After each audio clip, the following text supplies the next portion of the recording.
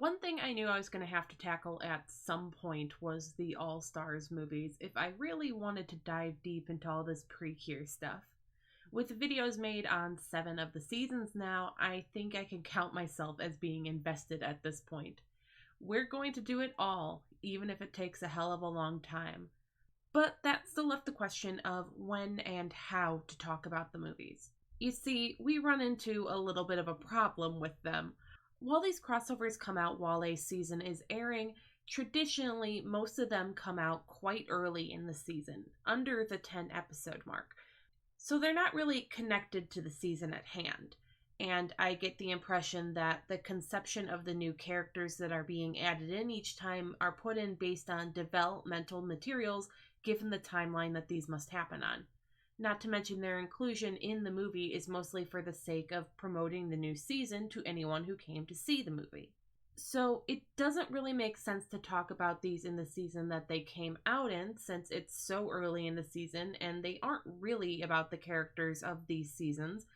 But it doesn't make sense to talk about them in the season after, since the new characters are placed at such a forefront that it would seem out of place to talk about the one that displays the Heartcatch girls in my video on Sweet Precure, for example. The best I can do is shove them off into their own side video and talk about them there, which is exactly what we're doing today. As a result, these are going to be peppered periodically along my Precure path. Thankfully, some of the All-Stars movies are broken into little series of their own, so it's easy to group them together once we get to that point. In case you're wondering how I intend to break these down, it's mostly into groups of 2 or 3 films. In this group, for example, we have the DX movies, which is basically every one of them with a DX in the title, all 3 of them, and that's what we're going to be covering today, along with some shorts. Pretty Cure All-Stars DX, Everyone is Friends, The Collection of Miracles. Pretty Cure All-Stars DX 2, Light of Hope, Protect the Rainbow Jewel. And Pretty Cure the Movie All-Stars DX3, Deliver the Future, The Rainbow Flower That Connects the World. Thankfully, we have these all in a nice little trilogy, so let's get into it.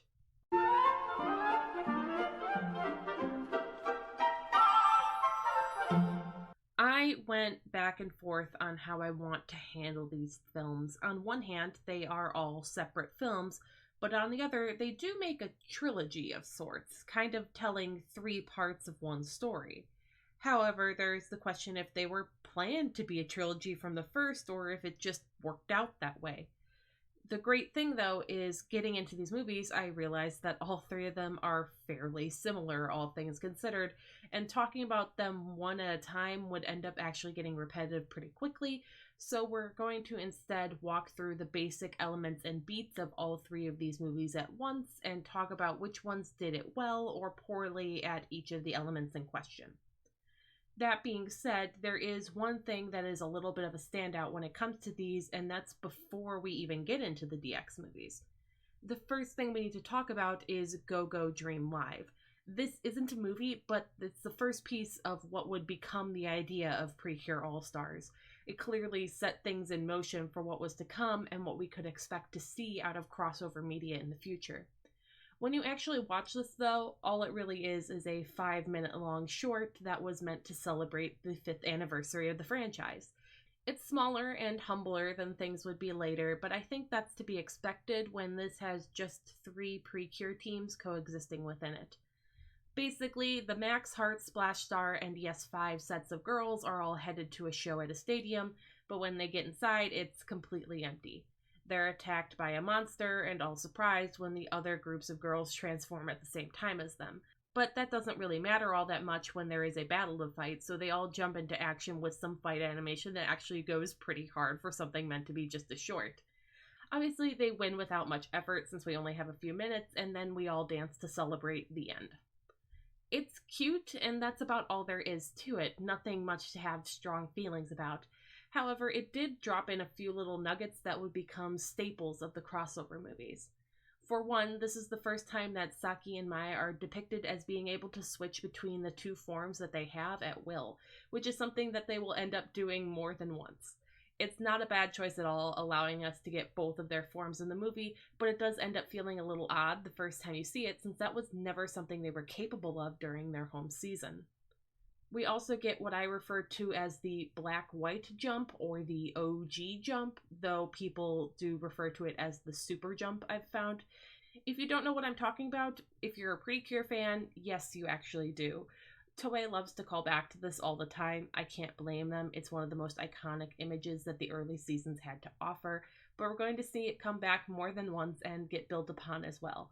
It's this shot of black and white leaping through the air while smoke and dust trails after them, coming forth from the cloud.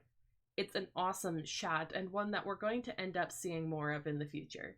And hey, it's entirely possible that the dancing at the end of this short paved the way for those dance sequences that are the staple of the ending theme songs these days. Regardless, this laid the groundwork for what these crossovers were going to be going forward. They're going to be light on plot, high on action, and end with happy fun times.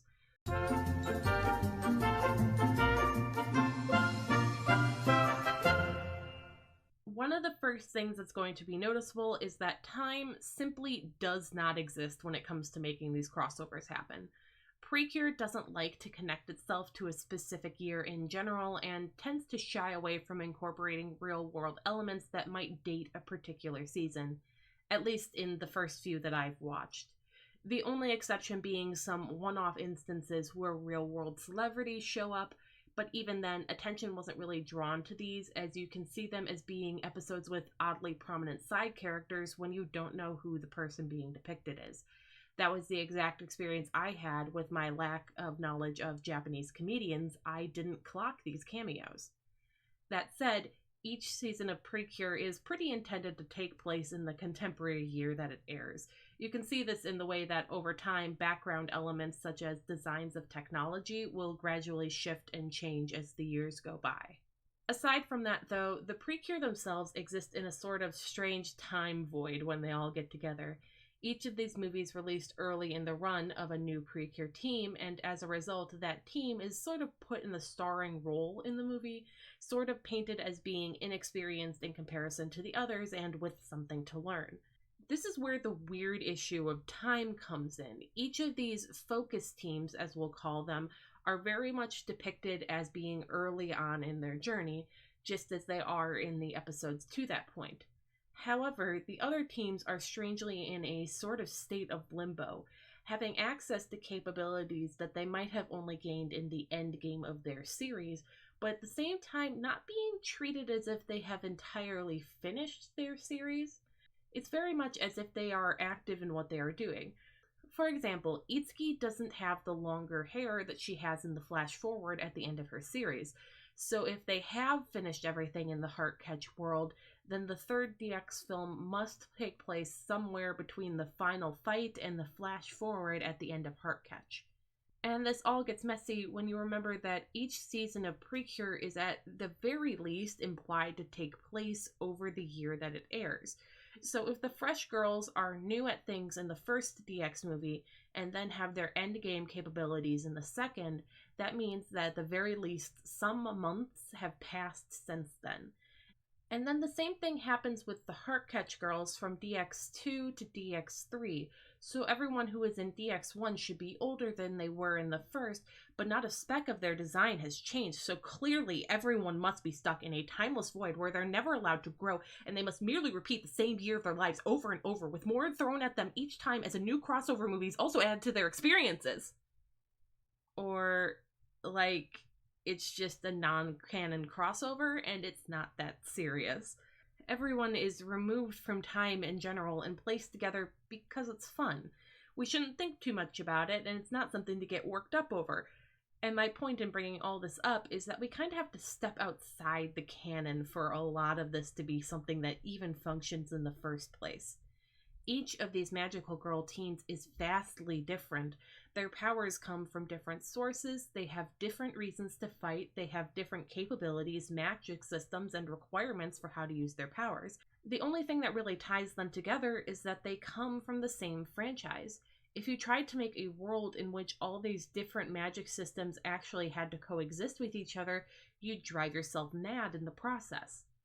So that's a lot of words just for me to say we're not going to take these movies very seriously in the first place, and I'm not going to be diving too deeply into the content here.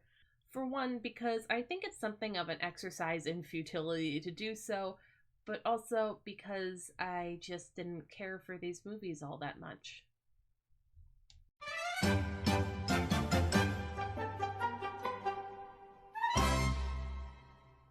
Yeah, I guess I should get that out there, huh? There are a lot of different reasons why someone might enjoy the various seasons of Precure. There's a lot that each of them has to offer, after all. Each season has its own sets of strengths and weaknesses, and how much you care about each of those elements, or how strong or weak each of those elements are in each season, is basically going to be one of the major factors that plays into how much you like a season. So, in my case, I'm someone who values character and story. As a result, while an episodic adventure is fine enough, I tend to like them more when they add something to the characters or story. So, when the adventure really digs into some element of the characters or explores a relationship between two or more of them, I like Yes 5 better than the season before it because it gets into some elements of character growth for a good few of the girls, is forward facing to have them all have something to strive for, and they've grown up a little bit by the end of the season. I don't like Go Go because it follows up on all the growth with an entire season of the characters spinning their wheels, not going anywhere, or regressing growth that they already had. Max Heart is well and fun enough, but I prefer a season like Fresh, where a character like Setsuna got an arc to go through and experience. Fights, transformations, and all that stuff is icing on the cake for someone like me. What intrigues me about a crossover between Precure seasons is the way that the characters might interact with each other. I know how Tsubomi and Yuri interact, but what would conversations between Yuri and Setsuna look like? How would Nagisa and Erika get along? What about Komachi and Mai? Each of these combinations presents an interesting idea, but unfortunately, that's not what these crossovers are here for. The main goal of the crossover is to put all the characters you like in one place, have them do the thing from their season, and maybe interact with another character in a blink or you'll miss it moment. Let's be realistic here. The runtime of these films is short because the primary audience is grade schoolers. In that short runtime, the film has to set up a reason why everyone is in the same place, set up the villains and stakes, have some fighting before we get into the moment where everyone thinks all is lost, linger and mope for a second before we realize that friendship and hope are great, and then have every magical girl pull out a magic laser and combine them to win. Yes, there are character interactions between all that, but there's not as much room for them. And while some of them can be fun, for me, Precure is a series that's walking on a balance beam between slice of life fun and magic fights. I love when the two sides of the series intersect and interact, but the characters and their relationships tend to be what stands out to me and what makes each of the seasons special. The all-star movies that I've seen so far do have both, but the scale is tipped in favor of action in each of these films. And the thing is, I can't fault the staff for doing that. The whole point is to get these girls all in the same place and have them do the thing for their season to appeal to both new and longtime fans of the franchise. It's literally fan service for the fans. However, even as a fan, these just aren't for me because these aren't riding the line in the way that I personally enjoy. I can't fault anyone for liking these, but to me, they're mostly just a fun light show with maybe a sprinkling of what I enjoy on top.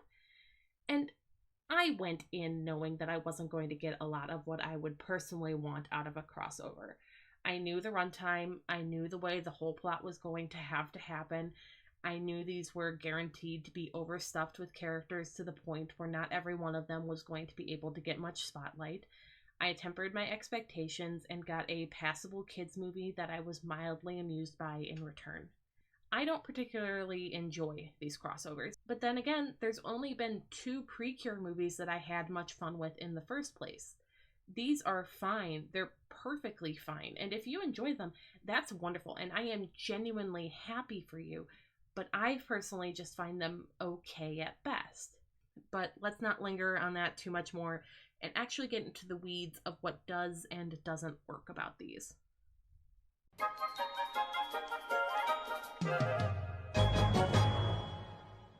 Each and every one of these 3 movies starts out with each of the Precure teams that is going to be participating going out for some fun times that inevitably bring them all to the same area.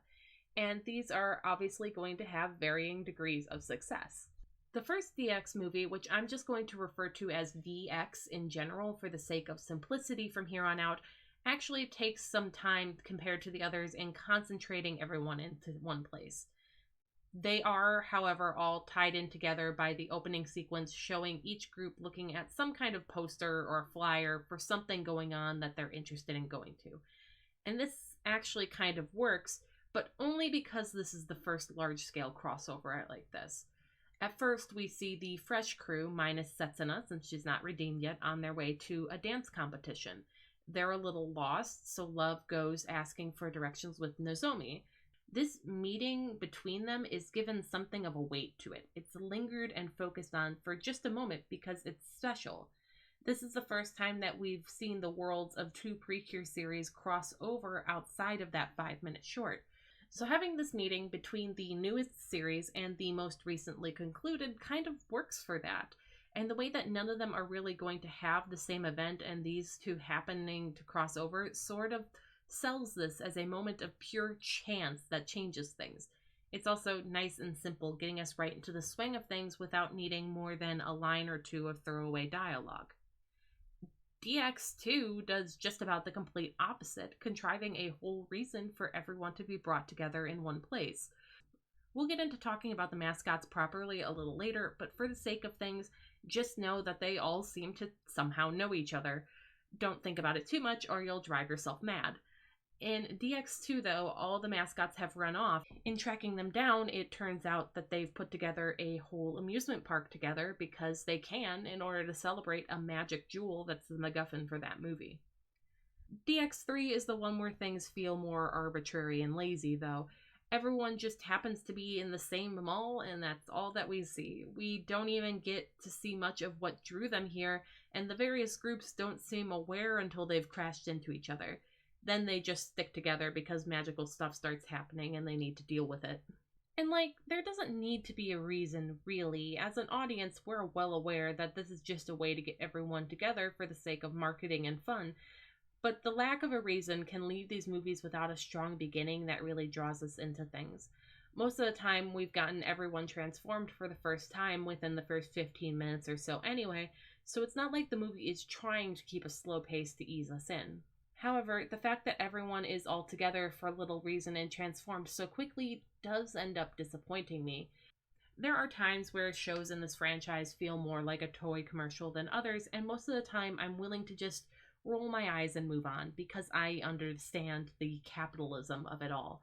This, though, watching these movies was perhaps the most I was ever aware that this was all for the sake of marketing.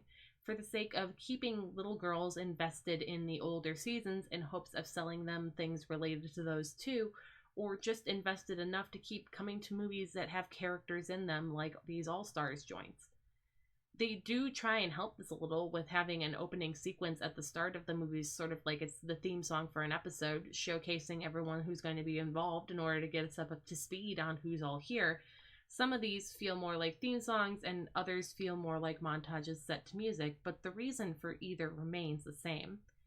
I completely understand that we don't have time to introduce all the characters one by one, even less so the deeper we get into the trilogy, and the number of Precure in the 3rd film is nearly double how many were in the 1st. It's just one of those things that I don't feel like we get the time to really get our feet under us, and it ends up feeling like a commercial as a result. I don't know. This is probably just a me problem, to be fair. There's something about these sort of movies that never clicks right with me. When I think about the One Piece movies that I like, I tend to go for ones like Strong World or Baron Amatsuri that are a new original adventure with the core cast, rather than a movie like Stampede, where part of the appeal is throwing every fan favorite character into one place to cram in as many of them as possible. These sorts of things just don't work for me personally is all, and I think I'm running against the same problem with these Precure movies.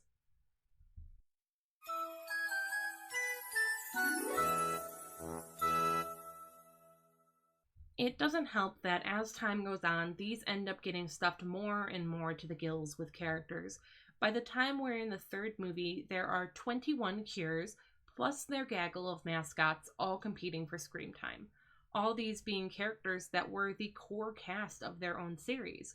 And the movie tries to somewhat alleviate that problem by choosing a focal team for the movie and having them sort of serve as a point of view character for the audience through all this. They take the most recent team that is currently just in the start of their series and throws them into the spotlight, allowing them to be the lens through which we interact with and meet the other characters. They'll be the first ones we see, and then they'll get a level of plot relevance that's a step above the others. Not so much that it looks like they're outshining the others too much, but enough that it can feel like there are more scenes with them than without. So, for example, in DX, Chiffon ends up getting kidnapped as a major plot point in the movie, giving us reason to spend a little more time with the Fresh team because it's their mascot that's in danger, so it makes sense that we focus in a little more on how they're feeling. DX2 runs with the idea that Tsubomi and Erica have been separated from their mascots who they need to be able to transform. This leads them to wander into danger, get saved by other characters, and then move on in their search, which slowly ends up bringing most of the other groups together after being separated in the process. DX3 works a little differently because it splits everyone up into 3 teams at one point, but it instead focuses in on Hibiki and Kanade, the leads of Sweet Precure, by emphasizing how inexperienced they are in comparison to everyone who they are fighting alongside. This then makes the core of the 2 of them, while separated, learning from the fairly generic friendship and hope speak of the other characters, meaning that they become a stronger unit when they get back together. Additionally, there's some stuff involving Hibiki and Hummy, her mascot, a fight that later turns into some regret and sadness due to the endgame of the film.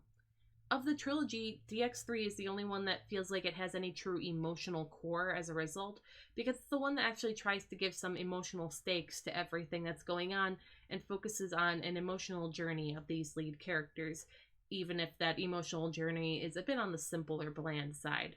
But there is one problem of using these newest cures as the focal characters of these movies. They're underdeveloped. Each of these movies would have been made while production was happening on the series that those characters are from, which is fine and completely understandable, but it also means that these characters are sort of underbaked. I can't claim to know what the exact timeline of how all this works out, but I would think that these things have to be fairly locked in before they're entirely locked in for their core series. To put it in metaphorical terms, it would be like if you were making a batch of cookies and put them in the oven. The tray that you put in for the full 15 minutes to bake is the series. It comes out more or less in its final form and are completely ready to go. The appearances in the movies, then, are like the cookies you pulled out 4 minutes too soon. All the elements are there, and they're more or less in the same place, but something's not quite right, and they fall apart a little when you try to pick them up. In the DX movies, the new characters are more or less the show versions, but they come off a little bland, both because they don't have much time to show off their personalities, and because that personality isn't fully formed to properly bounce off the other characters. Obviously, these movies aren't where I should be looking if I want character depth, but at the same time, I never end up feeling like the characters were anything more than a simplified form that could be summed up in a handful of words either. That's hindered more by the fact that the running action of the films keeps us from having many slice-of-life interactions that would lead to interesting exchanges between the characters. What exchanges we do get tend to be in the context of them doing the Precure thing, limiting the subjects they can talk about, meaning that we get a lot of hope and never giving up platitudes that sometimes feel like they could have come out of another character's mouth without too much of a change.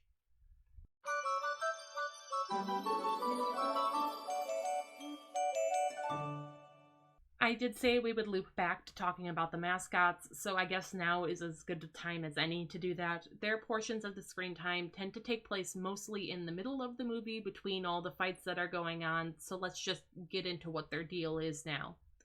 I do find it interesting that these movies try and find a place for the mascots to do something even as the number of cures on screen keeps increasing. I can only think about it being like when you watch Disney's Cinderella and your fairy tale is paused for a bit so we can watch some mouse shenanigans happening off to the side. Like, yes, what is happening is plot relevant in some way, but it's surprising that we're taking the time to focus in on that when there are perhaps bigger things happening. From the jump, this set of movies runs with the idea that all the mascots know and have basically always known each other. And you know what?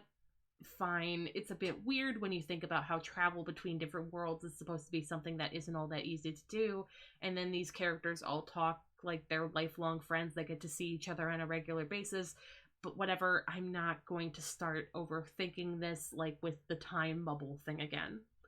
The real point of all the mascots in this is to serve as the ones that care about and worry about the Miracle Lights. Yeah, I didn't mention the Miracle Light intros and rank them like I normally would in one of my videos because none of these movies have the traditional Miracle Light intro. Instead, the Miracle Light introductions are woven into the movie via conversations between the mascots about how they work and how they can be used to help the Precures. It then usually ends up being their duty to make sure the Miracle Lights are safe over the runtime of the movie until they get used at the end. This leads them into shenanigans of their own, like how they have to go and fetch them from the park's haunted house in DX2, or straight up use the lights to defend themselves in DX3 with the help of some mirrors. On one hand, yeah, it's good that the mascots were given something to do and sequestered off into their own area of the film. But on the other, I personally found that these parts, except for the ones in DX3, were a drag on the movie.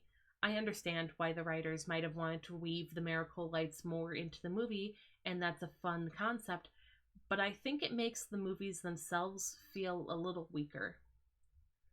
It is so plainly obvious that these were meant to be watched in a theatrical environment with a bunch of other people where you all have your little lights and are cheering together or whatever.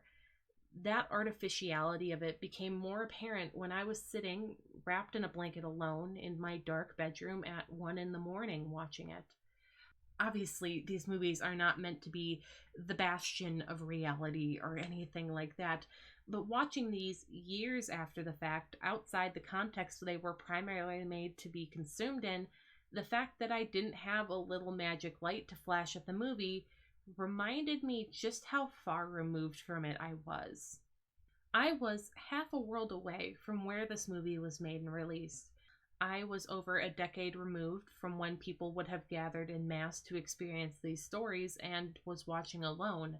I didn't understand any of the words that the characters said, so I instead had to read them, spoken via text at the bottom of the screen that came from the mouth of someone who had translated it for me.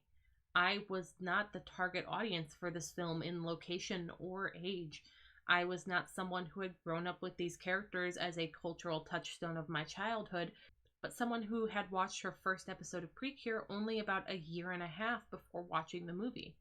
And I was made so suddenly aware of this by little cartoon animals running around on a screen to protect some pink pen lights so they could be waved around later in the movie to make magic happen. I think what was bothering me so much is that I was getting a sensation that I was watching this movie so removed from the context in which it was released, a context that I could never fully understand or experience, and there was something really uncanny about that. I can understand the goal of wanting to put more interactivity into the movie via the lights for kids, since those are meant to be a sort of special experience as a grand gathering of the characters. But that increased interactivity means that when you take it out of the theatrical environment, it can feel a little more weak. The interactivity of it is gone, so the focus feels out of place and like a needless addition in the aftermath.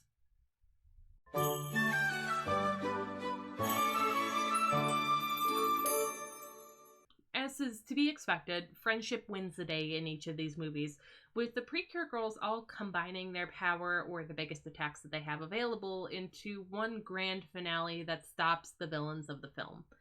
Fairly standard stuff, if we're being honest with ourselves. Hell, DX2's big final attack has the word solution in its name. It's pretty clear that this big attack is a fix everything button. However, I want to take a sidebar to talk about the ending of DX3 specifically, since it's kind of wild. So, context, in case anyone hasn't actually watched the movie, the big MacGuffin in that one is something called the Prism Flower. And the villain is Black Hole, who is an amalgamation of the evil of every Precure villain ever trying to get their hands on it. This is a big deal because the Prism Flower is what lets all the worlds connect to each other, which is what caused all the mascot worlds to collide and mix together on Earth, the inciting incident of the movie. So the villain has his grubby hands on the flower, and the girls have all had their ability to transform stripped from them. Turns out that they can get one last transformation if they absorb the power of the flower before the villain fully clamps down on it for good. The only trade-off is that doing so will destroy the flower and permanently separate the worlds and send everyone back to their home world in the process, meaning a big final goodbye. Of course, given the genre, they sadly do what has to be done, having some big feelings about that. And I sit there wondering what this would mean for Hibiki and Kanade, since they're the ones that are definitely still in the process of their series happening, and they definitely need their mascot in order to be able to carry out their mission. Like, yeah, saving the world trumps getting their jobs done in the moment, but what would the loss of Hummy actually do to their series if this movie was canon and permanent? So, the big blast happens, the worlds are disconnected, and the credits roll over stills of the Precure girls evidently scream crying over their losses. And I'm not gonna lie, I actually burst out laughing when that happened. Was it callous of me? Maybe a little, but the way it was paced really felt like a comedy smash cut. We see an open clear sky after the big final attack, a cheery pop song starts playing to signal the credits, and then we cut to all these girls sobbing. And that makes it even more off the wall when the credits start rolling with footage of each of the teams spending time with their mascots from their series just to rub it in. Worth noting that when looking at the shots of everyone crying, Setsuna and Hikari are still there, despite them both being from other worlds like the mascots are. Hikari, you can maybe make an argument that she was formed on Earth, or at the end of Max Heart implies some sort of rebirth on Earth to make a case for her saying. But if everyone is getting sent back to the world that they came from, Setsuna should not be there anymore. Kurumi got sent back because she's a mascot as Milk too, but Setsuna got to stay for some reason. And that's before you even realize that the Heartcatch mascots got sent away too, despite the fact that they're canonically from Earth. At most, they got sent back to the magic tree and could fly back on their own, but the movie is acting like they're gone forever, just like the rest of the characters. Of course, there's an after-credits scene of a new prism flower blooming by the heart tree from Heartcatch, and then all the mascots rain down from the sky on the picnic that the Precure girls are having in the wake of the separation, one that is made very clear that all of them promise just to not talk about the mascots at. The funniest thing to me about all of this is that the scene of them getting their furry friends back happens fully at the end of the credits, not even partway through. You have to sit all the way to the end to see the full resolution of the plot.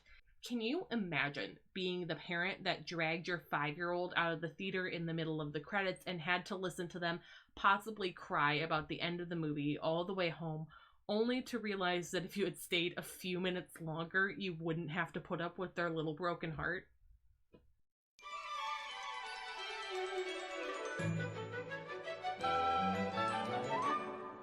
Am I, perhaps, being a little too hard on these movies? Maybe. That was the question I kept asking myself when I was writing my script for this video. After all, I know a lot of people really like these movies. They're important to them, and I felt like I was sitting off to the side and just being a huge grump about things. What was it about these movies that everyone else was enjoying and I wasn't? I couldn't entirely figure it out, aside from maybe it being that they weren't as character-focused, and it really did bother me. The only answer I could come up with is that they weren't for me. As much as I have enjoyed the Precure franchise, I suppose there are parts that are never going to be for me. For example, I don't have any interest in trying to collect any of the toys. If I was going to get any merchandise, I think I would be more likely to try and get my hands on a figure. While I do enjoy listening to Precure music in the context of the show, I'm not someone who's going to go out of their way to listen to it on its own outside that context. Character and character connection and interaction are a big part of the appeal of the series to me. As much as I love the fights and the plots, character is what has managed to keep me invested through many of the seasons. The heavier focus on character work is what made Heartcatch my favorite season so far. While there is some of that in these movies, I don't think that between the short runtime and the intense density of characters, there is enough room for what I am looking for out of the series. The movies are fine for what they are, but they aren't something that resonates with me personally, so I don't think I'm ever going to have quite as good a time with them as other people, as disappointing as that might end up being. Now, originally, when I was planning to talk about these movies, I was only going to talk about them after I had made my video on Sweet Precure. It only made sense since that was the last team to be featured in these movies, and it might be easier to talk about their inclusion if I knew them a little better after watching their series. But then my plans changed because there was something else that I was already watching that I wanted to talk about before I dove more fully into looking at Sweet, and that was the Otona Precure series. You know, that 12-episode show that aired at the end of last year that was all about the adventures that the Yes 5 Go-Go girls go on when Precure magic comes back into their life, despite the fact that they're all working adults now. The thing is that before that aired, there was some marketing that let us know that Saki and Mai from Splash Star were going to be in it. That's pretty nifty. But as the series went on, it became clear that while much of the focus was going to be on the Yes 5 Go-Go crew, the Splash Star characters were going to be a pretty big presence, actually. And by the end of the season, it wasn't unfair to call it Precure All-Stars the series, since it was very much dancing in the realm of being a full crossover rather than just some light cameos. So talking about all these movies got moved up to be a lengthy prelude to talking about the lengthy crossover series that comes back to just the characters that were featured in that very first 5-minute crossover short. So be sure you're subscribed so we can talk about that when I finish getting my thoughts together on it.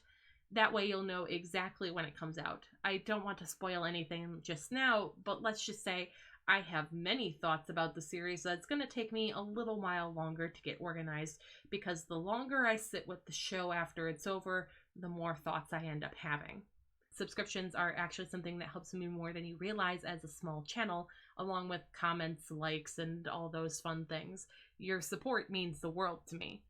If you would like to support me more directly, I do have a Patreon. There you can get access to things like my notes or videos where I talk about subjects that I just didn't have space for in my videos, or where there wasn't quite enough to talk about to make it into the script.